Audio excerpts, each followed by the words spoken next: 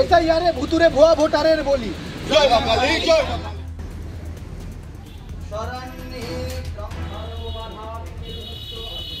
তৃণমূল কংগ্রেস হুঙ্কার দিচ্ছে যে যদি এসআইআর হয় এবং বৈধ ভোটাররা বাদ যায়, আমার বক্তব্য হচ্ছে আমরা তো ভয় পাচ্ছি না।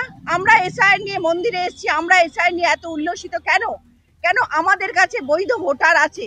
আর সত্যিকারের বৈধ ভোটাররা যদি ভোট দেয়, সরকার জানে যে তাদের কি অবস্থা হবে। সেই জন্য তারা চারিদিকে হুঙ্কার দিচ্ছে তৃণমূল কংগ্রেস যে যদি একটা বৈধ ভোটার যায়। আসল কথা, উদ্দেশ্য তাদের বৈধ ভোটার নয়, যে অবৈধ ভোটারের দ্বারা আজকে প্রশাসন দাঁড়িয়ে আছে। সেই অবৈধ ভোটার যদি স্তম্ভটা ভেঙে পড়ে, তাহলে সরকার গুড়িয়ে যাবে।